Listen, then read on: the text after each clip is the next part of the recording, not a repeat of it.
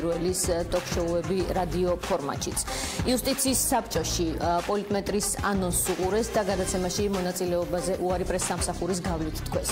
შესაბამისად, გვაქვს საფუძველი ვიფიქროთ, რომ ჩვენს შეკითხვებს დღეს გაექცა საბჭოს მდივანი მურუსიძე. თუმცა ვიცით რა უნდა მას, რა იქნებოდა სასიამოვნოდ მოსასმენი საბჭოს წევრებისთვის. მოდით ჯერ ვნახოთ გზავნილი იუსტიციის საბჭოს მდივნისგან შეკითხვაზე, რატომ ცდილობს ეს ორგანო მედიის ცენზურად ქცევას. Ajade ki არ არის აქცენტი. ჩვენ ვილაპარაკოთ იმ თემაზე, რომ ცენზურაზე კი არ უნდა ვისაუბროთ. უნდა ვისაუბროთ, რომ გავითხოვთ ცნობიეროთ ყველამ, რომ ეს თემა და მართლმსაჯულება ყველას ინტერესია. ეხლა ბურთი არის არ არის საბჭოს მოედანზე, ბურთი არის თქვენს მოედანზე, დავირაზმებით საერთო მიზნის გარშემო, მედია აბსოლუტურად თავისუფალი ხართ, არავითარ რა ცენზურაზე არის საუბარი, არავითარ ცენზურაზე საუბარი არ არის, ჩვენი მოსაზრება არის იმასთან დაკავშირებით, რომ თუ მე ვფიქრობ, რომ თქვენს ინტერესში შედის მართლმსაჯულების პრესტიჟი, იმაჩნია, რომ თუ თქვენი თავისუფლებიდან გამომდინარე, თქვენი რიჭიდან, უნარიდან გამომდინარე, პატარა ნაბიჯს გადადგავთ და ნაბიჯზე არის, რომ თქვენი ნებაყოფლობით იქნებ, რა თქმა უნდა, თუ თქვენი ნება და სურვილი იქნებოდა, ისეთი გადაცემების გაგეკეთებინათ, სადაც წარმოჩინდებოდა ის მიღწევები, რაც აქვს სასამართლო სისტემაში.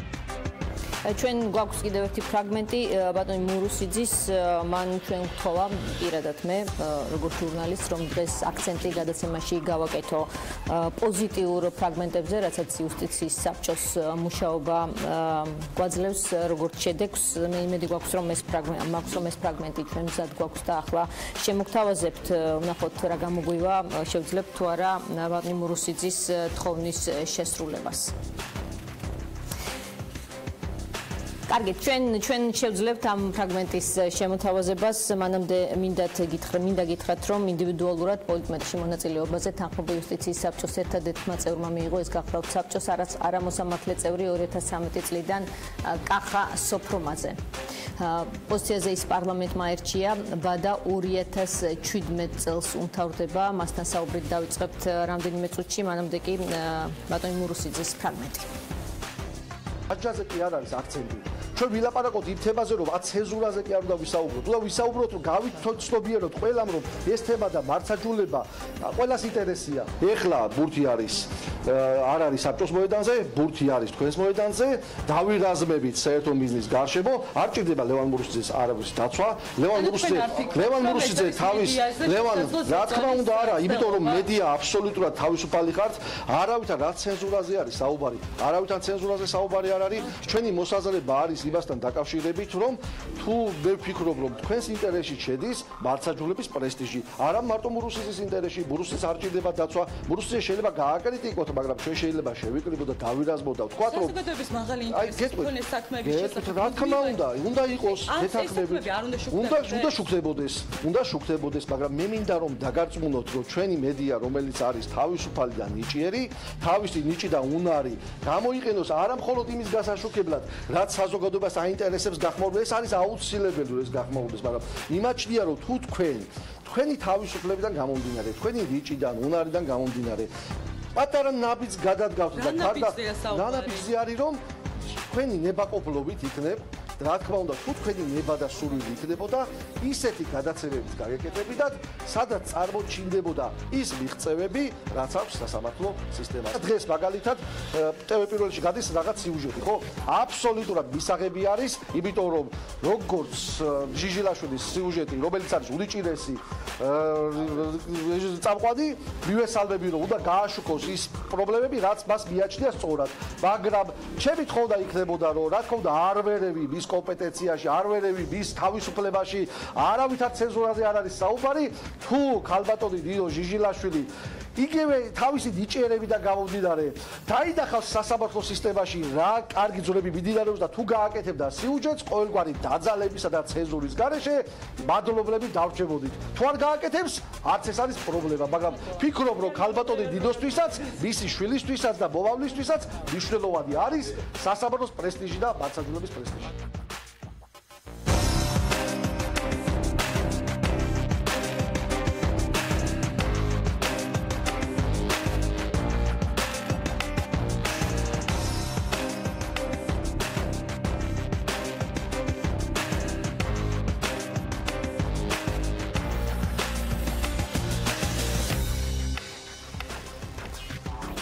კახა სოფრომაძე იუსტიციის საბჭოს უმაღლესი საბჭოს წევრი, არამოსამართლე წევრი, საღამოშიდობის ბატონო კახა, მადლობა გადაცემაში მონაწილეობისთვის.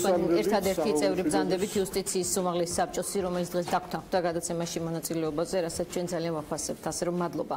პირველ რიგში მინდა დიკითხო ხართ დაიზიარებთ თუ არა, ხართ თუ არა მომხრე დაიზიარებთ თუ არა ინიციატივას მედიის მისამართით გამოხატულ კონკრეტულ თემებთან დაკავშირებით, რაც მედიის მხრიდან სამართლიანად არის აღქმული შეზღუდვის მცდელობად. რაზე საუბრობთ? განცხადებასთან დაკავშირებით, რომელიც საბჭომ გააკეთა?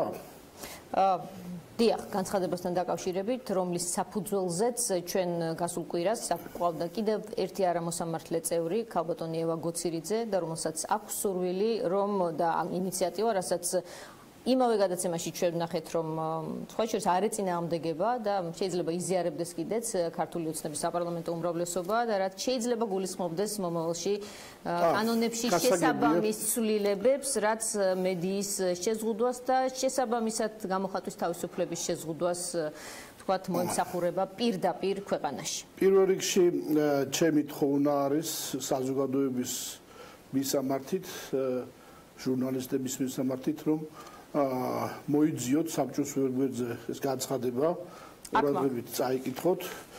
განცხადება 25 გვერდია ეს განცხადება და სხვადასხვა ესე ვთქვათ ნიუანსებს შეიცავს, ახლა ამაზე დაწვრილებით არ ვისაუბრებ. განცხადება ეხება, განცხადების ადრესატები არიან ჟურნალისტთა ეთიკის ქარტია, არასამთავრობო ორგანიზაციები, საზოგადოებრივი დამცველი და მთლიანად საზოგადოება და აქ საუბარი არის ერთადერთ რამეზე. მოდი ვიფიქროთ სად მთავრდება გამოხატვის თავისუფლება და სად იწყება ვინმეს შეურაცხყოფა. აი ამას იქით ეს განცხადება არ მიდის და შემდგომში მოყვანილი არის კონკრეტული მაგალითები, რომელიც ჩვენ გვესმის ტელეეთერიდან, ეს არ შეიძლება არ იყოს ჟურნალისტების გამონათქვამი, მაგრამ ჩვენ გვესმის ტელეეთერებიდან და რამდენად ეთიკურ სტანდარტებს აკმაყოფილებს ეს გამონათქვამები აი ამაზე დისკუსიის დაწყებას თავაზობთ. მე შემიძლია ჩავთვალო თქვენი პოზიცია ახლა იუსტიციის საბჭოს წევრთა ნაწილის პოზიციად მაინც, ვინაიდან მე აღვიქვავ თქვენს განმარტებას ახლა როგორც უკან დახევას, მაგალითად ვინაიდან სხვა წევრებიდან სულ საუბარი. დიახ, ეს არის იუსტიციის უმაღლესი საბჭოს წევრების უმრავლესობის პოზიცია. ჩვენ უკან არაფერზე არ ვიხევთ, ჩვენ ვამბობთ იმას, რაც ადრეც ვთქვით, რაც განცხადებაში ვთქვით. ამას იქით განცხადებაში საუბარი არ არის. მე ამიტომ გთხოვთ ყველას, რომ ჯერ წავიკითხოთ გულდასმით განცხადება, შემდგომში გავაკრიტიკოთ ესა თუ ის განცხადება. მეგონი დამეწუნებით დიდო თქვენ ღირსეული ჟურნალისტი ბრძანდები. მადლობა დღეს იმდენი კომპლიმენტები იუსტიციის საბჭოს წევრებისგან, რომ ამდენი მე მგონი ჯამში არ მიმიღიათ. მადლობა ამისთვის. თუმცა არა, მე ნახეთ დღეს დილით თქვენი ანონსი, ჩვენ საერთო მეგობრები, ჩვენ და ტელე-პირველს, მე და ტელე-პირველს Facebook-ზე ძალიან ბევრი გვყავს და ცოტა არ იყოს შემაშფოთა ანონსმა, როდესაც საუბარი არის თითქოს საბჭოს სურვილი აქვს რაღაც ცენზურის და საბჭო დატრიალებს და დაიწყო მოძრაობა მედიის ირგვლივ. საბჭოს ჯერ ერთი არანაირი ბერკეტი არ გააჩნია ამისა და მეორე მადლობა ღმერთს არანაირი სურვილი და საშუალება არ აქვს იმისა, რომ რაიმე ცენზურა დააწესოს. 21 საუკუნეა დღეს მადლობა ღმერთს, რომ ამ დონეზე მიაღწია საქართველოში დემოკრატია, მე არ ვამბობ, რომ ეს არის იდეალური, მაგრამ დღეს ცენზურაზე არავინ არ უნდა საუბრობდეს, მithumetes იურისტები და მithumetes თქვენ არ ეთანხმებით ამ შემთხვევაში ევა გოცირიძეს, რომელიც არის ინიციატორი კონკრეტული საკითხების. ხალბატონი ევას ინიციატივაც არის, რომ ჩვენ ერთმანეთისგან უნდა გავარჩიოთ გამოხატვის თავისუფლება და ლანძღვა და შეურაცხყოფა. ალბათ არავის არ მოეწონება ხალბატონო ნინო, ქალბატონი ევას ინიციატივა. უკაცრავად, აი მოდი დავაკონკრეტოთ ქალბატონი ევას ინიციატივით, მაგალითად, გასულ კვირას მან ამ ეთერში თქვა, რომ ის იქნებოდა მომხრე და ამ საკითხის ლობირებასაც გასწევს, რომ მტკიცების ტვირთი აიღონ იმ ადამიანებმა, ვინც თქვა თიტყვის, აი ერთი ფრაზა მინდა ამოვიღო. უფრო უმტკივნეულო შევარჩიე. ბატონ ზურაბ თურმე იგულისხმებოდა რომელიღაც მიმართვაში, რაც თქვენ განცხადებაშია. უზენაეს სასამართლოს მოსამართლე ზურაბ ძლიერიშვილი. ვიღაცამ უთხრა მას: მე მსხვენია, რომ ჩემს ქალიშვილს სამართალს ასწავლით. და ეს აღქმულია რა თქმა უნდა შეურაცხყოფად ვიღაცის მიერ და ჩვენ რა უნდა გავაკეთოთ. ბატონი ზურაბ ძლიერიშვილი წავა სასამართლოში, დინ უნდა ამტკიცოს რომ არ არის უხერხული მისი ლექტორობა, უნდა ამტკიცოს მან თვითონ რომ ის კარგად ასწავლის, რომ არის ღირსეული ლექტორი, თუ უნდა ამტკიცოს იმან ვინც უთხრა რომ ის არის უღირსი. ამას ძალიან დიდი მნიშვნელობა აქვს გამოხატვის თავისუფლებისთვის. თქვენ ალბათ ჩემზე უკეთ მოგეხსენებათ ეს ჩავხედე რა თქვენს ბიოგრაფიას. აქ საუბარია ფუნდამენტურ ცვლილებებზე კანონმდებლობაში. გამოდის რომ აქ თანხმობა იუსტიციის საბჭოში საბედნიეროდ არ არის? მოდი ესე ვთქვათ, პროცესუალური მხარე ამ ყველაფერსა, პროცესუალური მხარე ეს არის მტკიცების ტვირთის გადანაწილება, ამ თემაზე საერთოდ აბსოლუტურად საუბარი არ ყოფილა იუსტიციის უმაღლეს საბჭოში. მაგრამ იდეები არსებობს ამ მეტრში გაჟღერდა, შეგიძლიათ ნახოთ თქვენ. მოდით ესე ვთქვათ, იუსტიციის უმაღლესი საბჭოს ოფიციალური პოზიცია არის ერთი, შეიძლება მის 15 წევრიდან რამოდენიმეს ქონდეს სხვადასხვა პოზიცია. ან სხვადასხვა აზრი, მაგრამ საერთო პოზიცია იუსტიციის უმაღლესი საბჭოში არის ის, რომ ჩვენ ერთმანეთისგან განვასხვაოთ გამოხატვის თავისუფლება და შეურაცხყოფა. ეს არის ის რა განცხადებაც მიიღო იუსტიციის უმაღლესმა საბჭომ და ეს არის ის რაზედაც უნდა შეთანხმდეს საზოგადოება. თქვენი ეს განცხადება ძალიან პრობლემურად აღიქვა საზოგადოების დიდმა ნაწილმა ყოველ შემთხვევაში ზუსტად საზოგადოების დიდმა ნაწილმა აღიქვა ეს იმ ხალხისგან, ვისაც არ ქონდა წაკითხული ეს განცხადება. მე ამიტომ პირველ რიგში მოგიწოდებთ ყველას, რომ ჯერ წავიკითხოთ განცხადება და მერე შევაფასოთ. თქვა რომ თქვენ ბატონი კახასოფრომაძე მე შეურაცხყოფას მაყენებთ, როცა მეუბნებით ისეთი ინტერესი ვიკითხე სამოკრებილი ციტატები. და სად წერია მე რომ ვინმეს იქ ცენზურის დაწესება ზაპირებს. რომელიმე პროცესუალური ნორმის წერია ქალბატონი. ამას აქვს ქვეტექსტი, ეს არის კონკრეტული დანიშნულებით და ამ დანიშნულების შესახებ ძალიან ღიად საუბრობენ სხვა წევრები. მე თქვენ პირველად გისმენ და ამიტომ თქვენი კონკრეტული ესე ამას აქვს ქვეტექსტი, რომ შემდეგ უკვე თქვენ ჩვენ ნახეთ როგორ ხვდებით მედიას და როგორ ცდილობთ რომ თქვათ იქ კონკრეტული თანხების გამოყენება. აი აქაც არასწორი ინფორმაცია არის ქალბატონი. PR კამპანიები აკეთოთ მედია საშუალებაში და მედია საშუალებებში ნახეთ ეს ფაქტია, ხო? ეს ფაქტია, ჩვენ ამ ფაქტს არ უარყოფთ, უბრალოდ აქ არის როგორ შევხედავთ ჩვენ ამას და რეალურად რა მოხდა. ალბათ ეს არავის არ დაინტერესა. ეს იყო ერთ-ერთი პროექტის დასასრული, როდესაც დონორმა ორგანიზაციამ დააფინანსა, ესეთი არის მედია ექსპერტი, მე მგონი არ ვიცი, თორნიკე გურული, რომელმაც გარკვეული კონსულტაციები შეიმუშავა იუსტიციის უმაღლესი საბჭოსთვის, თუ როგორ შეიძლება ასე ვთქვათ საზოგადოებასთან ურთიერთობა და როგორ შეიძლება სასამართლოებთან ურთიერთობა. ანუ აქ დაფინანსებულ სიუჟეტებს გასაგებია თორნიკე ბატონმა თორნიკე გურულმა იმ დღეს ზუსტად ჩაგვაბარა ჩვენ ანგარიში პროექტის დასრულების შესახებ და მოვიდნენ მასთან ახლა რამოდენიმე ჟურნალისტი, მათ შორის თორნიკე გურულის ბრალია ეს. ერთი წუთი დავასრულებ თუ შეიძლება, თქვენ არ გაინტერესებთ რა ხდებოდა იქ რეალურად? ჩვენ ნახეთ შედეგი. თქვენ ნახეთ სიუჟეტი და მხოლოდ ამონაკლები ნახეთ. თქვენ არ გინახავთ იქ სრული სიუჟეტი. მოიყვანა ბატონმა თორნიკემ, მათ შორის ვიღაც იმედის ჟურნალისტი, მე მისი სახელი გვარი ეხლა არ ვიცი და როგორც მე გადავამოწმე ბატონმა თორნიკემ ითქვა რომ ამაში ჩართული იყო თვითონ იმედის პროდიუსერებიც და იცოდნენ ამის შესახებ და საუბარი იყო უბრალოდ როგორ შეიძლება და შესაძლებელია თუ რა გარკვეული რაღაც საიმიჯო გადაცემების არსებობა ეთერში. არანაირ მოსყიდვაზე საუბარი. მე გუში რომ უყურებდი ტელევიზორს, რომ არ ყოფილიყავი გათვითცნობიერებული სიტუაციაში, შემეშინდებოდა იწყება საშინელი რაღაცა ქვეყანაში, რომ მედია სყიდულობდა. უნდა დაეფინანსებინათ, ხო? ბატონო თქვენ ეძებდით თანხებსაც რომ აქ საუბარი იყო შესაძლებელი იყო თუ არა, მათ შორის იქ იყო დონორები, რამოდენიმე საერთაშორისო ორგანიზაციის წარმომადგენლები და ესეთი რაღაცები თუ შეიძლება დაფინანსებულიყო საერთაშორისო ორგანიზაციების მხრიდან. რა თქმა უნდა, იუსტიციის უმაღლეს საბჭოს გადახდაზეა ხომ ლაპარაკი ბატონო? გადახდაზეა ხომ ლაპარაკი ჟურნალისტურ პროდუქციაში. მე ახლა მყავ თქვენ სტუმრად. ესე იგი თქვენ გადავიხდით, მე სწორედ ისე შეიძლებოდა დამესვა კითხვები, როგორც თქვათ ბატონმა მრუსიძემ თხოვა, რომ თქვათ შედეგი გამოიღო ჩემს გადაცემას, ხომ? აი თქვათ რაღაც ტარიფი თუ იქნებოდა და მე მოვიხიბლებოდი ამ ტარიფით, ხო ამაზეა საუბარი, ხო?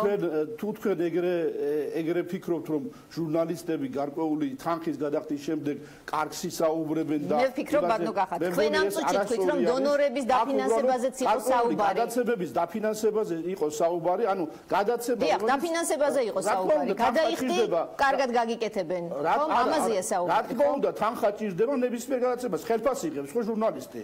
გადახდაზეა ანუ საუბარი ბატონო კახა. აქ არის ხელფასი იღებს არა კარგის კეთებაში, ამებურ სიუჟეტებში, არამედ საზოგადოების მსახურებაში საკუთარი კომპანიისგან. ეს კიდევ გეუბნებით. ეს დამატებითი განმარტებებია, როგორც გასაკეთებელი.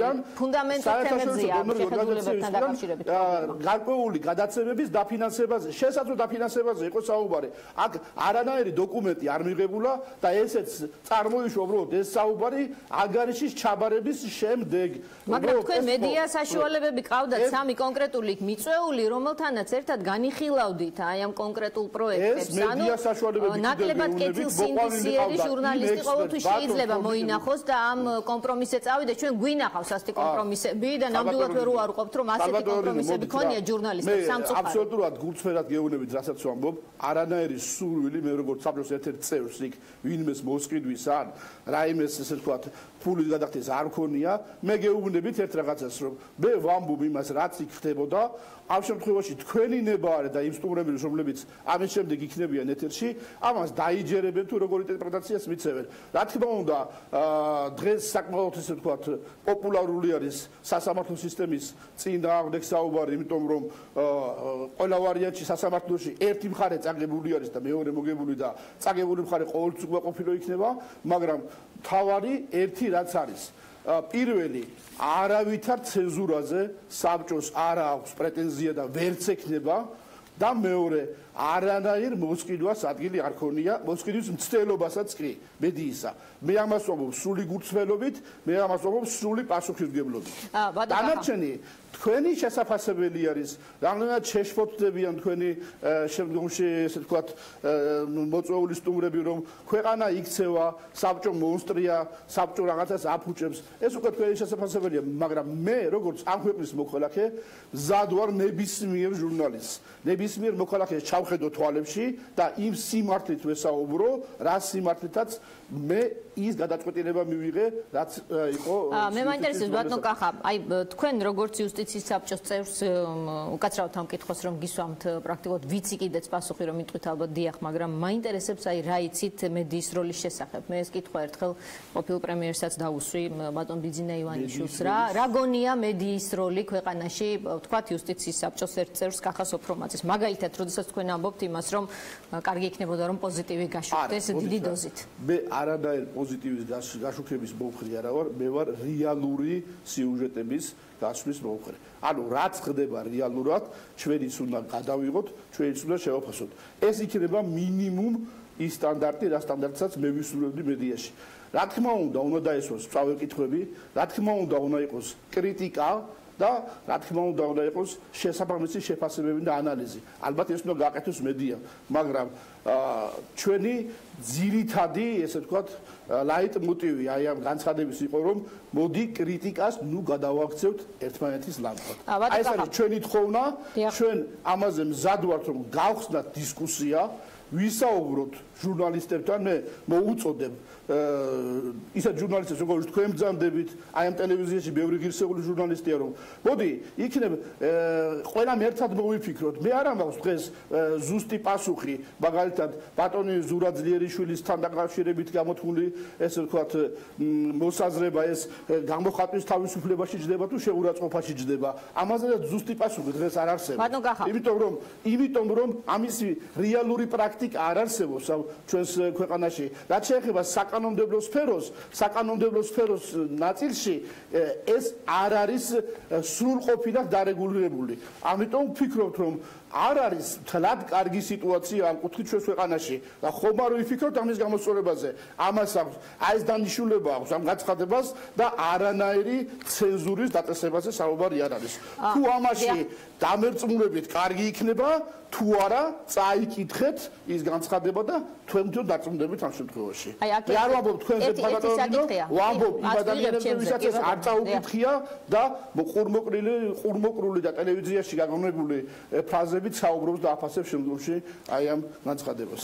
რამ გამოიწვია სასამართლოს მისამართით ბევრი შეურაცხმყოფელი თუ ძალიან მძიმე ფრაზა ეს გამოიწვია რუსთაველის მისამართით მიღებულმა გადაწყვეტილებამ რამდენიმე კონკრეტული მოსამართლის საეჭო ასე ვთქვათ როლმა იყო ამის საფუძვლები. მაგალითად ერთი კონკრეტული ფრაზა რაც ამოვიკითხა არის ასეთი შეურაცხმყოფელი ასე გადაწყვეტა ქალბატონმა ევამ როცა ამას აღწერდა. სასამართლო ჩვენთვის ყრუა, სასამართლო ჩვენთვის ბრმაა. ეს გადაწყვეტილება უღრანი ტყის შემადგენელი ნაწილია, რომელიც ურთმელიძემ შექმნა ფსევდო მართლმსაჯულებით. აი რა ვქნათ, რა ვთქვათ, რა ვილაპარაკოთ, როგორ ფიქრობთ თქვენ, როცა გვინდა ვთქვათ, რომ ურთმელიძეს არ ვენდობით, რომ მიგვაჩნია ის, რომ არის ფსევდო მართლმსაჯულების ვთქვათ, გამტარი ქვეყანა. როგორ უნდა ვთქვათ, როგორ შეიძლება ბატონო კახა, რომ თქვენი აზრით, აი თქვენ როგორ იტყოდით, ვთქვათ მსგავს ფრაზად, რომ ესე ამოვნოს თან ურთმელიძეს ეს ამბავი. პირველ რიგში, აი ზუსტად აი ეს ფრაზები, რომლებიც განცხადებაშია მითითებული, ზუსტად მასზე მსჯელობის დაწყებას, რამდენად ეთიკურია და რამდენად მისაღები არის თვითონ ჟურნალისტებისთვის ასეთი ერით საუბარი, აი ამაზე საუბრის დაწყებას ვთავაზობთ ჩვენ ჟურნალისტებს და ვთავაზობთ საზოგადოებას.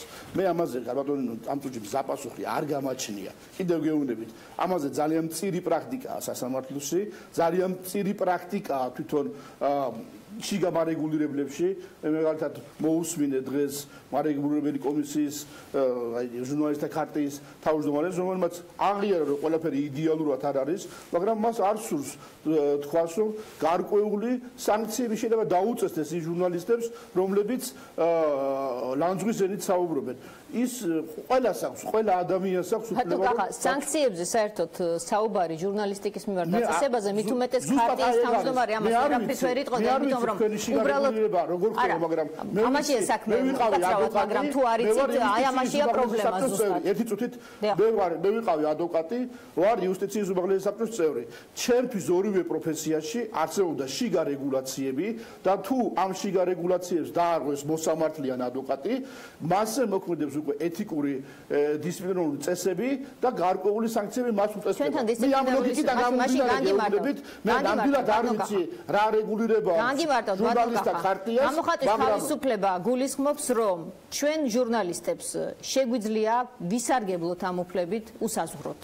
უბრალოდ თუ ამ უფლებას ვაჭარბებთ და ხშირად ჟურნალისტები შეიძლება ამას აჭარბებდნენ, ეს ცუდად აისახება ჩვენს იმიჯზე და ჩვენი აუდიტორია ჩვენ აღარ შემოგხედავს. მხოლოდ აუდიტორიის წინაშე ვაგებთ ჩვენ პასუხს, რომლებმაც შექმნა მოგვიგონა ჩვენ როგორც სისტემა ამბების მიმტანები ვართ ჩვენ კითხვების დამსმელები და მათ შორის კრიტიკული კითხვების და არა მაინცსა და მაინც მაამებლური სიუჟეტების გამშუქებლები. ჩვენზე არ მოქმედებს სანქციები, როგორც კი სანქციები ჩვენზე არ მოქმედება. ხალბატონო რინო თქვენ როგორც ღირსეული პიროვნება იყოთ მომხრე იმისა, რომ თქვენმა კოლეგებმა ნებისმიერ სიუჟეტში ლანძღვის ენით ისაუბრონ არა მარტო მოსამართლეებზე. მხრიდან არ ვარ ლანძღვის მომხრე ბატონო კახა, ეს როგორ შეიძლება ვინმე თქვას, მაგრამ სანქციებს ვერ უწესებს დემოკრატიული სისტემები გამოთქმის ავტორებს. აი ამაშია ფუნდამენტური პრობლემა, გაგების არსის გაგების. სანქცია ამ შემთხვევაში იცი რა არის ჩემთვის? თქვენი მოსაზრებაა იმ ჟურნალისტის მიმართ. ეს არის ჩემთვის სანქცია, რომ თქვენი კოლეგის მიმართ აი ესეთი გამოთქმები მიუღებელი იქნება. ეს არის ჩემთვის სანქცია. ბატონო, მათი მაშინ რატომ ხდებით ამის ინიციატორები? ამაზე თუ არ ვისაუბრეთ, არ შევთანხმდით. ლევან მუსიძე. მე ჟურნალისტური ხარტია, თუ მე რამეს დავაშავებ და უთქვამ სხვათა შორის, ბატონო კახა, თქვენ ალბათ არ იცით, ჩვენი კომუნა გვაქვს, ისინი ჩვენ გვსაყვედურობენ, ხანდახან ვიღებთ, ხანდახან ბრაზობთ, მაგრამ ჩვენ ამას ვითვალისწინებთ. თუ კი ჩვენ გვსაყვედურობენ, რომ სადღაც ჩვენ გქონდა გადაცდომა. ეთიკის ხარტია შიდა კომუნაა, რომელსაც ყველა ანგარიშს უწევთ, მაგრამ ის რომ თქვენ მე მეუბნებით, რომ ეს არ თქვა, ეს უკვე ცენზურა. აბას არ გეუბნები. კიდევ ხალბატონო, მე მგონი ამდახავთ ყველა ვისაუბრე. მე არ გეუბნები თქვენ რაიმე ან უნდა თქვათ, ან არ უნდა თქვათ. მე გთავაზობთ და საბჭო გთავაზობთ. დავიწყოთ დისკუსია და გავავლოთ ზღვარი, სად მთავრდება გამოხატვის თავისუფლება და სად იწყება ვიღაცის პიროვნული შეურაცხყოფა. ამაზე იცით რამდენი ხნის წინ არის ზღვარი გავლებული და ნაფიქრი ფილოსოფოსების საუკუნეების წინ გამოხატვის თავისუფლების სტანდარტებით ადგენილია და დემოკრატიული საზოგადოებები ამ სტანდარტს მიყვებიან. ვისთან ვიმსჯელოთ ჩვენ ამაზე ლევან მურუსიძესთან? არა. რა თქმა უნდა არა. ვისთან აბა? ყველა გოცირიძესთან?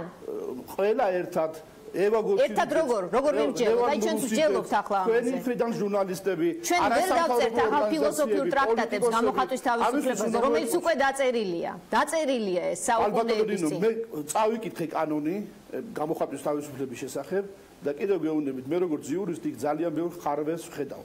ხარვეს ვხედავ რომ ბევრი რამე არ არის დარიგებული. ანუ კანონი შესაძლებელია. ნახეთ თქვენ მითხარით რომ კანონმდებლობაზე არ ფიქრობთ შეცვლაზე, მაგრამ ახლა ამბობთ რომ ხარვეზები არის. რა, სადამდე არის ჩვენი კანონმდებლობით გამოხატვის თავისუფლების საზღვარი. კიდევ გეუბნებით, არავის არ სიამოვნებს და არ თქვენ კარგი სიამოვნებათ რომ მე ეხლა დავიწყო თქვენი პიროვნული ლანძღვა.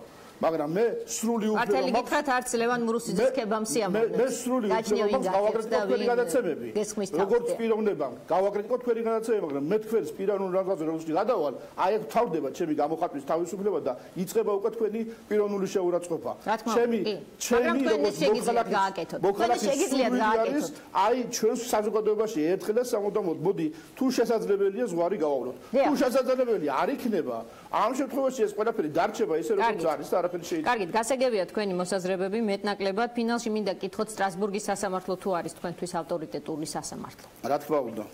და მაშინ როდესაც სტრასბურგის სასამართლომ ორ სხვადასხვა საქმეს საქართველოს ხელისუფლების თქვათ სერიოზულ პრობლემად მიიჩნევს, სისტემურ პრობლემად და ორივეში ფიგურირებს ერთ და იგივე გვარი მურუსიძე არის თუ არა ეს პრობლემა და არის თუ არა ეს იმ საბჭოს პრობლემა, რომლის მდივანიც არის დღეს ეს ადამიანი, რომლის წევრიც ხართ თქვენ. კი ბატონო. ხალბატონო, მე როგორც საბჭოს წევრი სრული პასუხისმგებლობით ვამბობ.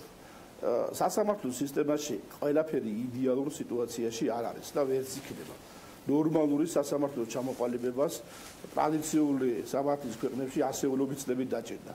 ჩვენ სტაბილური განვითარების 10 წელიც არ ქონია ზედიზედ. ამიტომ ეხლა ჩვენ რომ უმაღლესი ესე ვთქვათ სტანდარტები მოვთხოვოთ ჩვენ სასამართლოს ამისთვის არც მატერიალური რესურსები გვაქვს, არც ადამიანური რესურსები გვაქვს და არც საზოგადოება არის განვითარებული. უმაღლეს სტანდარტებზე არ საუბრობთ. 1000 გზის დაწუნებულ კანდიდატებზე საუბრობთ და 1000 გზის უკან მობრუნებულ საქმეებზე, მძიმე შეფასებებით და ამ ადამიანების პერსონების მონაწილეობაზე პროცესში. ნუ თუ არ შეიძლება პროცესში მონაწილეობდნენ, უფრო თქვენ თავად წერდით აგერ განცხადებაში ხელთ მაქვს, რომელსაც თქვენ აწერთ, რომ ბატონ მურუსიძეს აქვს არასახარბიელო რეპუტაცია. ხომ და არც იმის განჭრეტა იყო რთული რომ მისი ხელახლა გამწესებას მოჰყობოდა უმკვეთრად უარყოფითი შეფასებები ჩვენს საზოგადოებაში. აი ახლა თქვენ რომ თქვით რომ ყველა შეგიძლიათ თვალებში ჩახედოთ და თქვათ რომ მედის ცენზურას არ აპირებთ, შეგიძლიათ თვალებში ჩახედოთ და თქვათ რომ თქვენ იქნებით მართალი საზოგადოების წინაშე თუ კი მურუსიძე გახდება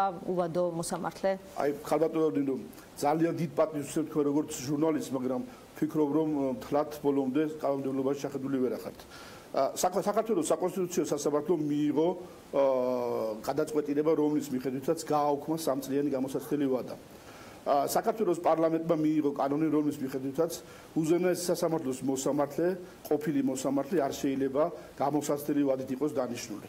ამ შემთხვევაში ფაქტი არის, რომ ბატონი ლევან მურუსიძე არის მოსამართლე. ხო ვერ მეტყვით სამართლებრივ გზას ამ თქვენი კოლეგები, აი ამ შემთხვევაში თუ კი იქნებიან და იურისტები, რა იქნება საბჭოს სამართლებრივი საფუძველი იმისა, რომ ბატონ ლევან მურუსიძეს ან სასამართლოს იმ წარმოადგენლებს, ვინც აი ამ ნორმაში ექცევიან, უარი უთხრათ. მოკლედ თქვენ კანონმდებლობის ხარვეზზე საუბრობთ? ეს არ არის. ეს რატომ არ ასწორებთ ამ კანონებს, რომელსაც ასეთი ტიპის ხარვეზები აქვს, ასე გამოდის და რატომ გინდათ მაინც ადამიანს იმის გასწორება, რომელიც თქვენ საერთოდ მე კანონის ენაზე უნდა გელაპარაკოთ, ხომ? კანონი ამას კი, ამაზე აქვს იურისტების პასუხები და ჩვენ ამ გადაცემაში გვექნება ამაზე კონკრეტული კითხვები. სხვა გადაწყვეტილება რა უნდა მიიღოს საბჭომ, თუ ამას ვინ მიამიღებს, ძალიან კარგი იქნება. კარგი, ჩვენ ამ თემაზე დავსვათ კითხვებს და გასაგებენ რა შეიძლება მე ერთი პოზიცია მაქვს. თუ ჩვენ გვინდა რომ სასამართლო განვითარდეს და ქვეყანა განვითარდეს სწორი მიმართულებით, არ უნდა ავაგოთ პიროვნებებზე გარკვეული კანონმდებლობები და მიდგომები ამა თუ იმ ინსტიტუციისაგან. არის კანონი მიღებული არის რეგულაცია ამ რეგულაციაში უნდა მოყვეს ყველა თუ კი რეგულაცია შეიცვლება ამ შემთხვევაში იმ ორგანოზე გადაწყვეტილებაც იქნება შეცვლილი რომელი ორგანოც ამა თუ იმ გადაწყვეტილებას იღებს პიროვნებაზე რომ მურუსიძე არ უნდა იყოს მოსამართლეად ყველა დანარჩენი დაინიშნოს ესეთ გადაწყვეტილებას საბჭო უბრალოდ ვერ მიიღებს კარგით დიდი მადლობა კახა სოფრომაძეს იუსტიციის საბჭოს წევრს რომელიც პასუხობდა ჩვენს შეკითხვებს ჩვენ ამ თემას ბუნებრივია პირველი სხვადასხვა ток-შოუში კლავაც განვაგრძობთ იუსტიციის საბჭოს წევრები თუ გვეწევიან ჩვენ მზად ვართ ნებისმიერის მოსაზრება მოვისმინოთ ამ ძალიან მნიშვნელოვან თემაზე რაც გამოხატვის თავისუფლებას და სიტყვის თავისუფლებას ეხება შესაბამისად მედიას თუმცა დღეს ჩვენ პოლიტიკოსებისკენ და ექსპერტებისკენ გადავინაცვლებთ გვექნება დებატებიც სამწუხაროდ ქართული ოცნების წარმომადგენლობა ჩვენ დღეს არ გვყავს ამ გადაცემაში მათაც უარი მონაწილეობაზე თქვეს შემდეგ ნაწილში ჩვენ გვეყოლებიან ოპოზიციის წარმომადგენლები ნინო გოგუაძე თავისუფალი დემოკრატებიდან თამარ კორძაია რესპუბლიკური პარტიიდან დაგველოდეთ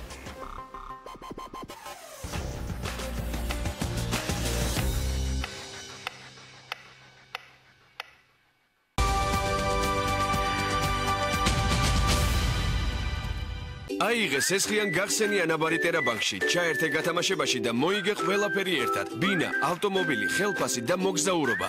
აიწყე ცხოვრება ტერაბანკთან ერთად. კრწანისი ვილა რეზიდენსი წარმოგიდგენთ პრემიუმ კლასის დახურულ საცხოვრებელ კომპლექსს. ეკოლოგიურად საუკეთესო ზონა თბილისში. 7 და დაცული ტერიტორია. ენერგოეფექტური და ეკოლოგიურად სუფთა მასალები. ჩვენ ვქმნით ყველა პირობას თქვენი მაქსიმალური კომფორტისთვის. კრწანისი ვილა რეზიდენსი. OMV BMC პირველი სამშენებლო